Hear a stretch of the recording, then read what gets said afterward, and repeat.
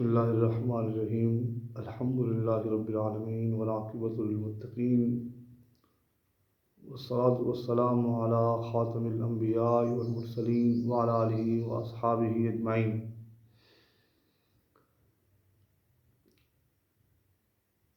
کرو مہربانی تم اہل زمین پر، ہوگا مہرباں خدا عرش بری پر۔ سرکار دو عالم صلی اللہ علیہ وسلم ایک مرتبہ جناب حسنین کریمین حضرت سیدنا امام حسین، امام علی مقام، امام حمام، امام تشنہ کام، حضرت سیدنا امام حسن مجتبیٰ، دونوں شہزاد جنت کے پیارے آقا صلی اللہ علیہ وسلم ان کے ساتھ پیار فرما رہے تھے۔ تو ایک صحابی رضی اللہ تعالیٰ عنہ جن کے تقریباً 10-11 بیٹے تھے وہ وہیں پہ تھے، پیارے آقا ان سے پیار فرما رہے تھے۔ کن سے؟ حضرت سیدنا امام حسن اور امام حسین۔ آپ چھوٹے تھے، شہزادے تھے، چھوٹے شہزادے منع۔ تو پیارے آقا صلی اللہ علیہ وسلم ان سے پیار فرما رہے تھے۔ وہ صحابی رسول فرماتے ہیں کہ یا رسول اللہ آپ ان سے اتنا پیار کر رہے ہو، میرے تو 10-11 بیٹے ہیں، میں نے ان سے کبھی اتنا پیار نہیں کیا۔ سرکار مدینہ، راحت قلب و سینہ، فیض گنجینہ، صاحب معطر پسینہ، باعث نزول سکینہ، میرے میٹھے میٹھے آقا صلی اللہ علیہ وسلم نے ارشاد فرمایا من لم یرحم لا یرحم، کہ جو رحم نہیں کرتا اس پر رحم نہیں کیا رہتا۔ یعنی دنیا کے اندر جس کے اندر رحم کا مادہ نہیں ہے، اس کی دنیا کے اندر بھی اس کے اوپر رحم نہیں کیا جائے گا۔ اور پھر آخرت ہے جو کہ دار الجزا ہے، جو کہ ثواب کے حاصل کرنے کا ایک مقام ہے۔ وہاں پہ بھی کیسے انسان کو رحم نصیب ہوگا جو دنیا کے اندر بھی رحم نہیں کرتا تھا۔ ساتھیو، آج کی یہ جو ہم بات کر رہے ہیں یہ ہے ایک اندوہناک واقعہ پیش آیا، جہاں وہ ایک پاپڑ بیچنے والا، وہ بیچارہ پاپڑ بیچ رہا تھا، اس پر الزام لگایا گیا کہ اس نے جناب جیب کاٹی ہے بندے کی۔ الزام لگایا، ٹھیک ہے، تمہارے پاس ثبوت ہے یا تمہیں شک ہے، اس کا طریقہ کار یہ ہے کہ تم تھانے جاؤ، پولیس والوں کے پاس جاؤ، تم تھانے میں رپورٹ درج کرواؤ، اس کو پولیس کے حوالے کرو۔ اس کو بجائے اس کے کہ اس کے ساتھ کوئی قانونی چارہ جوئی کی جاتی، خود قانون کو ہاتھ میں لیا گیا اور جناب اس کو بدترین تشدد کا نشانہ بنایا گیا۔ تشدد کرنے کے بعد یہ بھی ظلم ہے ساتھیوں، تشدد کیا گیا۔ اب تشدد کرنا بھی بذات خود ایک غیر شرعی اور غیر قانونی عمل ہے۔ دوسرے نمبر پہ تم نے تشدد کیا، اس حد تک تو نہ کرو کہ تم نے اس بندے کو مار دیا، یہ بھی ظلم ہے۔ دیکھا جائے تو ظلم در ظلم ہو رہا تھا۔ اب تم نے اس کو اتنا مارا گیا اس بیچارے کو کہ اس کو موقع پہ مار دیا گیا، جان سے مار دیا گیا۔ بہت بڑا ظلم ہے، زمین کانپ جاتی ہے۔ قرآن پاک کے 6 سپارے کے اندر اللہ تبارک و تعالی جل وعلا نے ارشاد فرمایا کہ جس نے ناحق کسی مسلمان کو، کسی جان کو، کسی انسان کو قتل کیا، وہ ایسے ہے جیسے اس نے پوری انسانیت کو قتل کیا۔ ومن احیاها فکانما احیا الناس جميعا، اور جس نے کسی کی جان بچائی، کسی کو مارنے سے، کسی کو قتل کرنے سے بچا لیا، کسی کو مرنے سے بچا لیا، حضور اللہ تعالیٰ نے فرمایا سورہ مائدہ 6 سپارے کے اندر اللہ فرماتا ہے گویا کہ اس نے ایسے ہے جیسے اس نے پوری انسانیت کو بچایا۔ افسوس یہ ہے کہ وہاں پہ دہائیوں میں ایک کثیر تعداد میں لوگ موجود تھے، لیکن وہاں پہ کسی کے اندر بھی رحم کا مادہ نہیں پیدا ہوا کہ یار تم اس کو اتنا مار رہے ہو کہ یار یہ اللہ معاف فرمائے یہ باغی ہے، یا یہ کوئی اتنا بڑا پاپ کیا ہوا ہے کہ تم اس کے ساتھ ظلم کی حد کر رہے ہو، یہ بھی ظلم عظیم ہوا۔ قانون ان کو کچھ کہے یا نہ کہے، میری بات آپ سمجھ لیں، قانون ہمارا اسلامی قانون، مملکت خدا داد پاکستان کا قانون ان سب کو کچھ کہے یا نہ کہے، لیکن وہاں پہ جو لوگ موجود تھے، آپ میری بات آج لکھ لیں، وہ اللہ کے ہاں، وہ رسول اللہ کے ہاں، وہ تمام کے تمام اس گناہ میں برابر کے شریک ہیں کہ انہوں نے اس بیچارے کو بچایا کیوں نہیں، اس بیچارے کی ہیلپ کیوں نہیں کی۔ ایک ظلم ہو رہا تھا، اس ظلم سے انہوں نے اس کو جو ہے سبکدوش کیوں نہیں کروایا۔ اچھا، یہ بھی ایک حضرت صاحب دیکھا جائے تو اینڈ کا ظلم ہے مانا، لیکن جو ستم بالائے ستم ہے، جو ظلم کی تمام حدیں کراس ہو چکی ہیں، جو زمین کانپ رہی ہے، الفاظ ساتھ نہیں دیتے اس بات کو کہ یار وہاں پہ اس بندے کو مار کر اسی کرسیوں کے ساتھ وہ مرا پڑا ہے، اس کی لاش پڑی ہوئی ہے، اور حضرت صاحب جناب وہاں پہ بندے کھانا کھا رہے ہیں، ان کے منہ میں وہ لقمہ گیا کیسے؟ ان کے جسموں نے اس لقمے کو قبول کیسے کیا جب انسانیت وہاں پہ تڑپ تڑپ کے مر رہی تھی اور مری پڑی ہے، اور وہ لوگ جناب وہاں پہ کھانا کھا رہے ہیں۔ انسانیت شرما گئی ہے اس واقعے سے، انسانیت کی تمام حدوں کو بالائے طاق رکھا گیا اس واقعے میں۔ اللہ تبارک و تعالی اور اس کا رسول صلی اللہ علیہ وسلم ایسے لوگوں کو کبھی معاف نہیں کر سکتے ہیں۔ یاد رکھیں، اپنے انجام کو وہ لوگ پہنچیں گے۔ یار جہاں ہمارا قانون، ہمارا اسلام، ہم مملکت خدا داد وطن عزیز پاکستان کے اندر رہتے ہیں یار، اور یہ پاکستان ہمارا اسلام کے نام پہ بنا، جس اسلام میں، جس شریعت اسلامیہ کے اندر ایک جانوروں کے بھی حقوق بیان ہوئے ہیں، جس شریعت مطہرہ کے اندر جانوروں کے اتنے حقوق بیان ہوئے، وہاں پہ انسانیت آج شرما گئی۔ اے کلمہ پڑھنے والے، اے وہ لوگ جو سرکار کے نام کا تم کلمہ پڑھتے ہو اور تم کہتے ہو کہ حضور کے نام پہ تو جان بھی قربان ہے، کیا حضور کے نام کی وہ باتیں قربان نہیں ہیں حضور کے نام پہ؟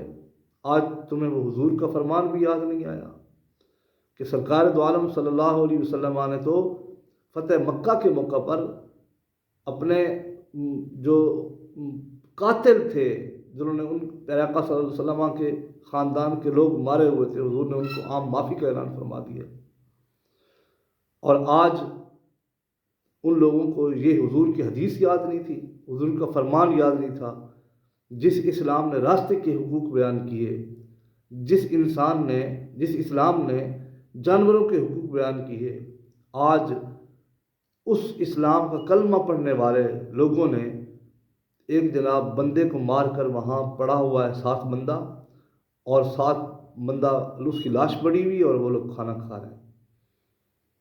وہ کھانا میں حیران ہوں ان کے پیٹ میں گیا کیسے، وہ کھانا ان کے حلق سے کیسے نیچے اترا۔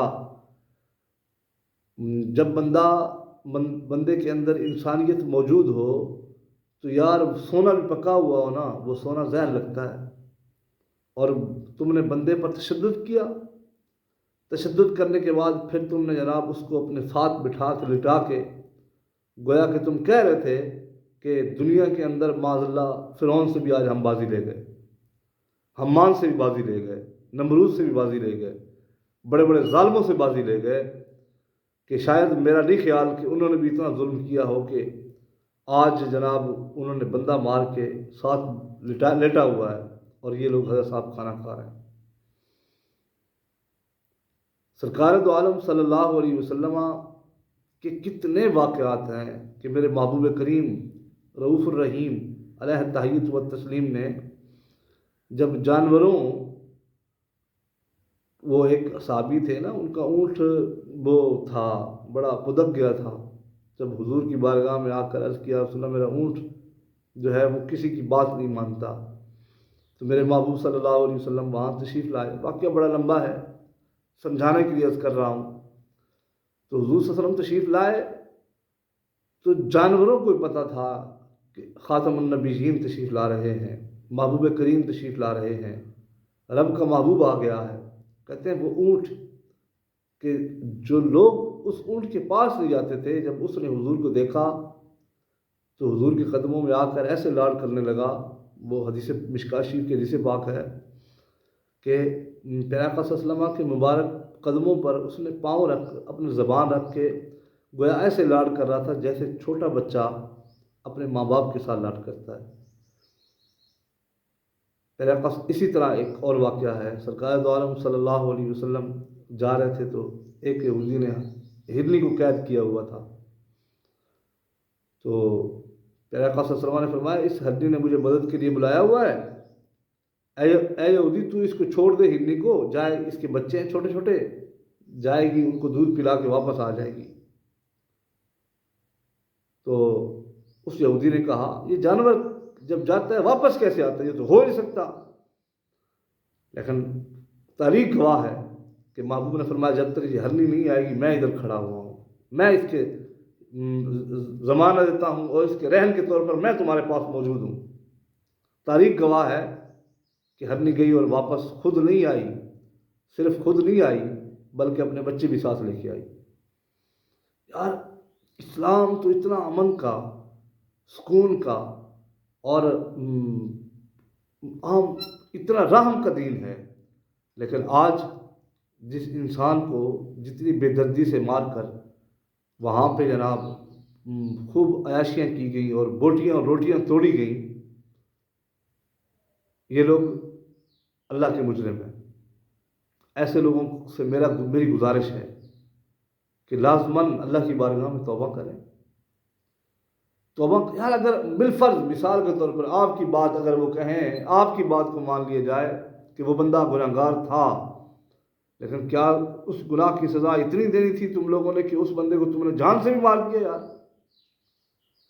وہ لوگ توبہ کریں رب کی بارگاہ میں. میری گزارش ہے ایسے لوگوں سے کہ جن لوگوں نے اس بندے پر ظلم کے پہاڑ توڑے، ہو سکتا ہے کہ یار وہ خاندان کا اکیلا بندہ ہو، فرد واحد ہو، گھر کا واحد کفیل ہو کہ جس کے سہارے پہ اس چھاپڑی کے ذریعے گھر کا ایک چولہا جل رہا ہو.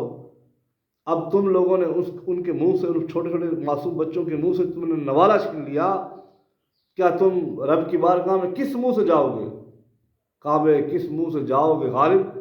شرم تم کو مگر نہیں آتی. ایسے لوگوں سے میرا ناقصانہ، عاجزانہ اور ملتجیانہ التجا ہے ان کی بارگاہ میں کہ وہ لوگ رب کی بارگاہ میں توبہ کریں، استغفار کریں. وہ بہت بڑے مجرم ٹھہر چکے ہیں اس ٹائم.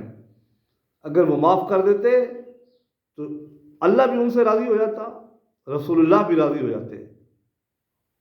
خذ العفو وامر بالعرف واعرض عن الجاہلین، کلام مجید فرقان حمید برہان رشید کے اندر رب کریم رؤوف الرحیم علیہ تحیید و تسلیم ارشاد فرماتا ہے کہ اے محبوب صلی اللہ علیہ وسلم اور اے سننے والو، خذ العفو معافی کو پکڑ لو، وامر بالعرف اور نیکی کا حکم دو، واعرض عن الجاہلین اور جاہل، گنواریے، ان پڑھ، انگوٹھا چھاپ، ان سے پرہیز کرو، ان سے منہ پھیرو.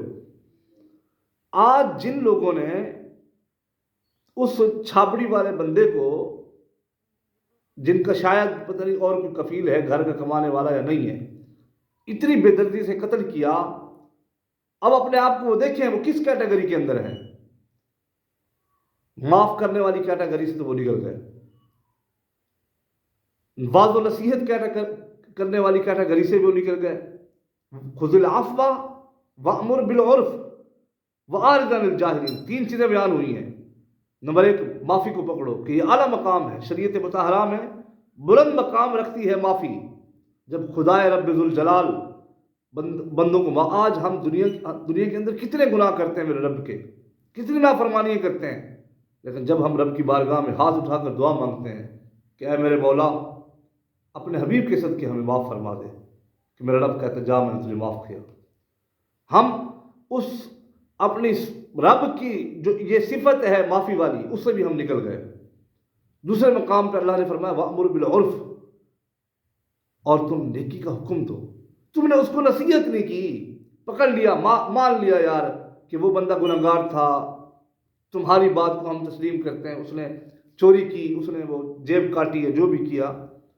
دوسری کیٹیگری میں تو آتے، تم اس کو سمجھاتے، تم اس کو بتاتے، تو اس کو یار یہ غلط ہے تم نے جو کیا ہے، آئندہ مت کرنا، تم اس کو سمجھاتے۔ وَأْمُرْ بِالْعُرْفِ، رب کریم فرماتا ہے اور نیکی کا حکم دو، تم اس کو نیکی کی طرف لے کے آتے، تم نے یہ بھی نہیں کیا، تم اس کیٹیگری سے بھی نکل گئے۔ وَأَعْرِضْ عَنِ الْجَاهِلِينَ، اللہ فرماتا ہے اور اے محبوب اور اے سننے والے، جاہلوں سے پرہیز کرو، منہ پھیر لو، اپنا منہ ایک طرف کر لو جاہلوں سے۔